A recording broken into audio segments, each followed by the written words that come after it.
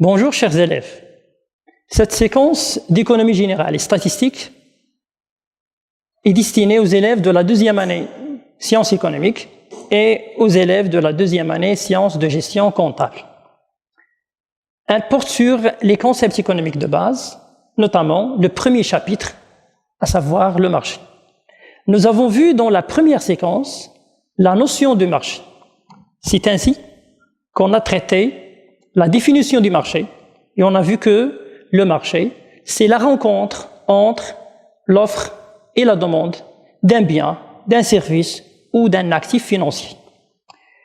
Et on a vu également les éléments constitutifs du marché, à savoir l'offre, la demande et le prix. Nous avons vu que l'offre est une fonction croissante par rapport au prix. C'est-à-dire, lorsque le prix augmente, l'offre augmente. Le prix et l'offre évoluent dans le même sens. La demande, quant à elle, est une fonction décroissante par rapport au prix. C'est-à-dire, lorsque le prix augmente, la demande diminue. Quant au prix, il résulte de la rencontre entre l'offre et la demande. Aujourd'hui, on va voir la classification des marchés selon l'objet. On va traiter le marché des biens et services, le marché du travail, le marché des capitaux et le marché de change. Commençons par le marché des biens et services. Le marché des biens et services, c'est un marché, donc c'est un lieu de rencontre entre les offreurs des biens et des services et les demandeurs des biens et services. Cette opération d'échange va donner lieu à un prix. Elle permet de déterminer le prix de vente des biens et services. Le marché des biens et services comprend le marché des biens de consommation et on peut distinguer le marché des biens de consommation finale et le marché des biens de consommation intermédiaire. Vous avez vu en première année la différence entre les deux types de biens. Les biens de consommation finale permettent de satisfaire directement le besoin des consommateurs, alors que les biens de consommation intermédiaire sont des biens qui peuvent être utilisés pour produire d'autres biens, tels que la matière première ou les matières consommables. Le deuxième marché, c'est le marché des biens d'équipement, qui constitue la rencontre entre les agents producteurs des biens de production ou bien des biens d'équipement au niveau de l'offre et les agents utilisateurs de ces biens, les biens de production. Les entreprises qui produisent des machines, par exemple, sont des offreurs qui offrent le produit sur le marché et les entreprises qui vont utiliser ces machines doivent acheter, donc elles vont se comporter en tant que demandeurs. Le marché suivant, c'est le marché des services. C'est le marché des biens immatériels, par exemple transport ou autre. C'est donc la rencontre également entre les prestataires de ces services au niveau de l'offre et les utilisateurs de ces services au niveau de la demande. À titre d'exemple, les sociétés de transport se comportent en tant que producteurs de ces services, alors il s'agit de l'offre.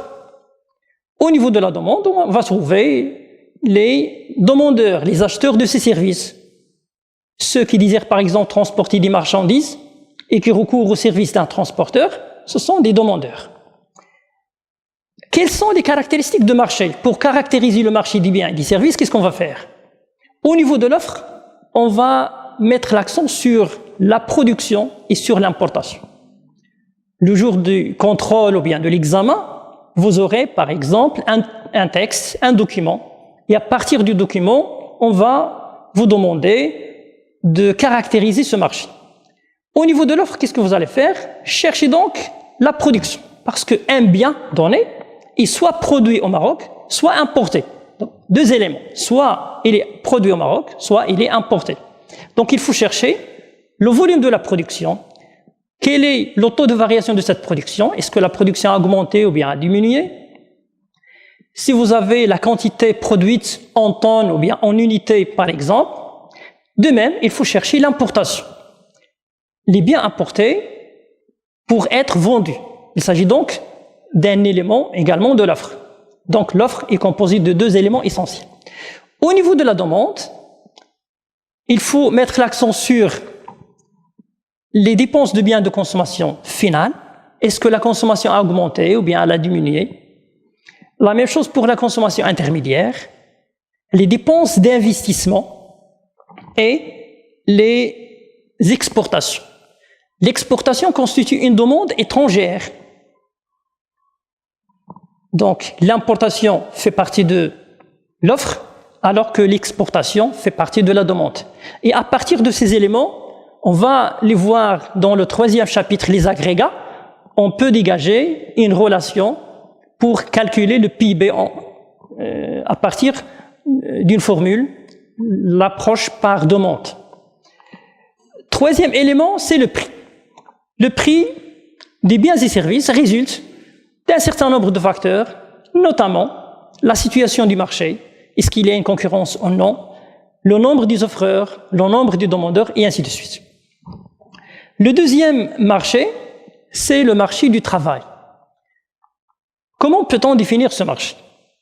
C'est le lieu de rencontre entre les offreurs de travail et les demandeurs du travail. Qui sont les offreurs du travail? L'offre du travail, c'est le volume du travail que les ménages sont disposés à fournir en contrepartie d'une rémunération.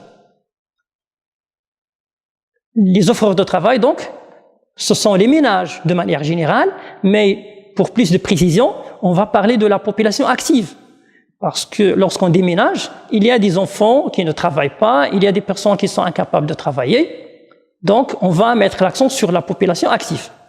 Selon le rapport de Banque al-Maghrib de 2019, la population active s'élève en 2019 à 12 82 000 contre 11 947 000 personnes. Qu'est-ce que cela signifie? Cela signifie que l'offre du travail a connu une augmentation. On a une offre additionnelle de 135 000 personnes. Pour la demande, en ce qui concerne la demande du travail, elle provient des employeurs, c'est-à-dire les entreprises, les administrations publiques, mais également les ménages ainsi que les sociétés financières. La population active occupée peut servir de base pour mesurer, pour approcher cette demande. La population active occupée, selon le rapport de Banque al-Maghrib, s'élève à 10 975 000 personnes en 2019 contre 10 810 000 personnes en 2018. Donc, il y a une augmentation. Les emplois créés, et toujours selon le rapport de Banque al-Maghrib, on a 111 000 en 2018 et 165 000 en 2019. Pour 2019, donc, on a 165 000 personnes ou bien 165 000 emplois créés contre 135 000 personnes qui arrivent sur le marché du travail, c'est-à-dire une demande additionnelle. Ce qui signifie que les emplois créés dépassent en 2019 les personnes qui arrivent sur le marché du travail, ce qui aura pour effet une diminution du chômage, ce qu'on va voir par la suite. Le prix, c'est la rémunération du facteur travail. Le prix peut être mesuré par le salaire minimum, le SMIC, à titre indicatif. Pour le salaire minimum, il n'a pas augmenté en 2018. En 2019, il a connu une augmentation de 2,5%. En termes réels, la moyenne des salaires, selon le rapport de Banque al-Maghrib, a connu une augmentation de 1,1% en 2019 contre une baisse l'année dernière. On a 0,3%. Donc, la moyenne des salaires, on a une augmentation de 1,1 en 2019 contre une baisse de 0,3% en 2018. Le 3e marché, c'est le marché des capitaux. C'est quoi le marché de capitaux? C'est la rencontre entre les offreurs et les demandeurs des capitaux. Autrement dit, c'est la rencontre entre les agents qui ont une capacité de financement et les agents qui ont un besoin de financement. Cette rencontre entre les offreurs et les demandeurs permet de déterminer également un prix. Le prix peut être ici le taux d'intérêt ou bien le cours des titres qu'on va traiter aujourd'hui. Quels sont les compartiments du marché des capitaux? Les subdivisions de ce marché. Le marché de capitaux se subdivise en deux catégories. Tout d'abord, on a le marché des capitaux à long terme, on l'appelle le marché financier, et le deuxième marché, c'est le marché monétaire, c'est le marché des capitaux à court terme. Le marché financier, ou bien le marché des capitaux à long terme, est subdivisé lui-même en deux types de marchés. Le marché primaire et le marché secondaire. Le marché primaire, c'est le marché des titres neufs. Et le marché secondaire, c'est le marché des titres déjà émis. C'est quoi le marché financier? En bref, c'est le marché des valeurs mobilières, que sont les actions, les obligations et d'autres titres. Lorsque une entreprise, par exemple, veut faire une augmentation de capital, elle va vendre des titres, des actions, pour collecter l'argent dont elle a besoin. Cette cession est réalisée pour la première fois. On parle dans ce cas du marché primaire, des titres neufs. Celui qui achète ces actions va devenir un actionnaire. Il a droit aux dividendes. Si lui-même il a besoin de l'argent, qu'est-ce qu'il va faire? Il va revendre une deuxième fois, une troisième fois, une quatrième fois ces titres sur le marché. Dans ce cas, on parle du marché secondaire. Le marché secondaire, au sens strict, c'est le marché boursier. C'est donc là où s'échangent les titres, les actions et les obligations notamment. Mais il y a bien sûr d'autres titres. Le marché monétaire, c'est lui-même, il est subdivisé en deux. Le marché interbancaire, où il y a échange entre les banques des capitaux à court terme. C'est la rencontre entre les banques qui ont un besoin de financement et les banques qui ont une capacité de financement. Le marché suivant, le marché secondaire, c'est le marché des titres de créances négociables, TCN. Il s'agit des bons de trésor, ce sont des titres émis par l'État. Il y a les billets de trésorerie, ce sont des titres émis par les entreprises, les certificats de dépôt émis par les banques et des bons des sociétés de financement. Le quatrième marché, c'est le marché de change. Le marché de change, c'est le marché où se rencontrent les offreurs et les demandeurs des devises, c'est-à-dire les monnaies étrangères convertibles. Le marché de change, donc, c'est la rencontre entre l'offre des devises et la demande des devises. Au niveau de l'offre, on trouve ceux qui désirent vendre les devises, ceux qui possèdent les devises et qui veulent vendre donc les devises. Par exemple, à l'origine de ces opérations, on trouve des exportations. Les exportateurs, lorsqu'ils vendent, lorsqu'ils exportent des produits à l'étranger, reçoivent en contrepartie des devises. Mais pour payer les salariés, les fournisseurs, les autres frais sur le marché national, ces entreprises ont besoin des dirhams. Alors, qu'est-ce qu'ils vont faire? Ils vont échanger les devises contre les dirhams. Bien sûr, en recourant aux banques. Donc, les principaux intervenants, ce sont les banques. Mais l'opération, à l'origine, peut être une opération commerciale ou bien une opération financière. On a les touristes étrangers. Un touriste étranger, lorsqu'il arrive au Maroc, il va apporter avec lui des devises. Mais il a besoin des dirhams pour réaliser des transactions sur le territoire national. Il va vendre les devises contre les dirhams. Pour les demandeurs, ce sont ceux qui convertissent les dirhams en devises, qui ont les dirhams et qui désirent les devises. Par exemple, les personnes qui désirent importer des biens de l'étranger, ou encore les touristes marocains qui désirent réaliser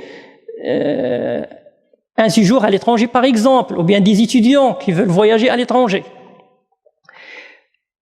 La relation entre l'offre et la demande sur le marché va donner lieu donc à un prix qui s'appelle soit le cours de change ou bien le taux de change, avec une petite nuance entre les deux. Lorsqu'on dit taux de change, le taux de change, par exemple ici, un dirham égale 0,1 €. On prend l'équivalent d'une unité de monnaie nationale. Alors que le cours de change, lorsqu'on a l'équivalent d'une unité étrangère et on cherche l'équivalent en monnaie nationale. Maintenant, quels sont les régimes de change? On a deux régimes de change, le régime de change fixe et le régime de change flottant. Le régime de change fixe, c'est quoi? Le régime de change fixe, c'est le système où les taux de change sont déterminés par l'État ou bien par la banque centrale. Et cela par référence à un étalon donné, à un critère donné, qui peut être soit une monnaie étrangère convertible ou bien un panier de devises. Le régime de change flottant, c'est un régime ou bien un système dans lequel les taux de change ne sont pas fixés par l'État, mais qui résultent de la loi de l'offre et de la demande. Ils sont déterminés par confrontation entre l'offre et la demande. Ainsi, si par exemple une devise donnée est très demandée sur le marché, sa valeur donc va augmenter, le taux de change va augmenter. Et inversement, lorsqu'une devise n'est pas demandée, sa valeur va diminuer. Ici, il n'y a pas d'étalon de mesure, il n'y a pas donc intervention de l'État pour fixer de façon autoritaire le taux de change. Pourquoi? Parce que le taux résulte du libre jeu du marché ou bien du système de marché. Quelle est la situation pour le cas du Maroc? Pour le Maroc, il adopte un système de change intermédiaire. C'est-à-dire, la Banque centrale fixe un taux de change, mais elle laisse de la liberté dans une fourchette de plus ou moins 2,5%. Donc la parité du dirham est déterminée à l'intérieur d'une bande de fluctuation de plus ou moins 2,5%. Si par exemple, on a un taux de change ici fixé par Banque du Maghreb, et le taux de change a connu une augmentation de 1%, de 1,5%, de 2%, la Banque centrale peut ne pas intervenir. Elle peut le faire, elle peut intervenir pour empêcher, pour éviter les risques possibles. Mais elle peut ne pas intervenir tant que 2,5% n'a pas été atteinte. De même, si le taux de change diminue de 1%, 2%, la Banque centrale peut ne pas intervenir. Donc, dans cette fourchette, plus 2,5, moins 2,5%, la Banque centrale peut ne pas intervenir. Mais il y a déjà fixation d'un taux de change au départ par la Banque centrale. C'est donc un système intermédiaire qui relie et qui combine les deux situations en même temps. Pour la détermination du taux de change du Maroc, la Banque du Maghreb, la Banque centrale, retient un panier de devises composé de l'euro et du dollar, avec les pondérations suivantes, 60% pour l'euro et 40% pour le dollar. Maintenant, lorsqu'on a un régime de change ou bien un taux de change, est-ce que ce taux ne va pas changer, ne va pas varier? On a possibilité de variation. Dans le cas de régime de change fixe, on a dit que c'est l'État qui intervient pour fixer le taux de change. On peut avoir une augmentation et une diminution volontaire de l'État. L'État peut décider volontairement de réduire le taux de change. Et dans ce cas, on parle de dévaluation. La dévaluation signifie une baisse volontaire du taux de change par l'État en vue de réaliser un certain nombre d'objectifs qu'on va traiter par la suite. Notamment, ces objectifs sont en liaison avec la politique monétaire et également avec le commerce extérieur. Si l'État décide d'augmenter le taux de change, on parle dans ce cas de réévaluation. Donc, dans le système de change fixe, on parle de dévaluation en cas de baisse du taux de change et de réévaluation en cas d'augmentation du taux de change. À ne pas oublier, la baisse ou l'augmentation dans ce cas sont volontaires. C'est l'État qui veut augmenter ou diminuer le taux de change de sa monnaie. Dans le régime de change flottant, on parle de dépréciation ou bien d'appréciation. La dépréciation, c'est la baisse du taux de change qui résulte du jeu du marché, c'est-à-dire de la loi de l'offre et de la demande. Si l'offre dépasse la demande, ou bien si la demande dépasse l'offre, il y aura bien sûr des variations du taux de change. Cette loi, la loi de l'offre et de la demande, sera traitée dans la séquence prochaine. Bien, récapitulation. On a vu aujourd'hui 4 types de marchés. Le premier marché, c'est le marché des biens et des services. Pour caractériser ce marché, on doit se baser sur les composantes du marché, à savoir l'offre. Et on a dit que l'offre est composée essentiellement de la production et de l'importation. Donc les offreurs, ce sont les producteurs des biens sur le marché national, sur le territoire national, mais également des importateurs qui importent des biens pour les écouler sur le marché local. Deuxième élément de la demande, il s'agit ici des dépenses de la consommation, des dépenses d'investissement et de l'exportation. Donc les consommateurs et les utilisateurs des biens. Et au niveau des prix, c'est le prix des biens et des services. Rappelez-vous que l'offre ou bien les ressources sont composées de la production et de l'importation. C'est un élément très important qu'on va traiter dans les agrégats. Et au niveau de la demande, on a la consommation, l'investissement et l'exportation. Le deuxième marché, c'est le marché du travail. Pour le caractériser, on doit prendre les éléments constitutifs du marché. Au niveau du travail, on a dit que les offreurs, ce sont les ménages, principalement la population active. Et pour caractériser ce marché le jour de l'examen, il faut illustrer, concrétiser la réponse, chercher la population active, de combien elle a augmenté ou bien elle a diminué. Au niveau de la demande, la même chose. On a les employeurs, notamment les entreprises, les sociétés financières et les sociétés non financières, ainsi que les administrations publiques. La demande est mesurée par le nombre de postes créés ou encore la population active occupée. Pour le prix, notamment, on a le salaire. Le troisième marché, c'est le marché de capitaux. Également pour le caractériser, au niveau de l'offre, on va s'intéresser aux agents qui ont une capacité de financement. Ici, on a distingué entre les capitaux à long terme et les capitaux à court terme. Deuxième élément, la demande. On va prendre les agents à besoin de financement. Ceux qui ont par exemple une situation, qui se trouvent en situation de sous-liquidité et qui cherchent des capitaux. Et le prix peut être soit l'intérêt sur le marché de la liquidité ou bien le marché des TCN et les cours des titres, par exemple sur le marché boursier, le cours des actions, le cours des titres. Une remarque ici, lorsqu'on parle des valeurs mobilières qui comprennent les actions et les obligations, il faut savoir la différence entre actions et obligations. L'action, c'est un titre de propriété. L'actionnaire, celui qui achète une action, va devenir propriétaire d'une partie du capital de l'entreprise. Il a droit aux dividendes, alors que celui qui achète une obligation va devenir un obligataire.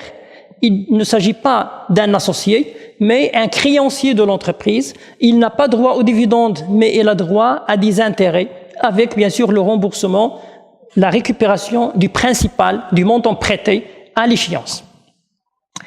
Et pour le quatrième marché, c'est le marché de change. Le marché de change, au niveau de l'offre, on a dit que ce sont ceux qui vendent les devises contre les dirhams. Les demandeurs, ce sont ceux qui achètent les devises moyennant des dirhams. Et le prix, c'est le taux de change. Et on a bien sûr parlé des régimes de change. On a distingué entre le régime de change fixe et le régime de change flottant. Pour ce qui suit, on a dit que la première partie des concepts économiques de base est composée de 3 chapitres. Le premier chapitre, le marché, a été réalisé. Maintenant, il reste pour les séquences prochaines le circuit économique et les agrégats de la comptabilité nationale. Voilà donc pour cette séquence. Merci pour votre attention et à la prochaine séquence.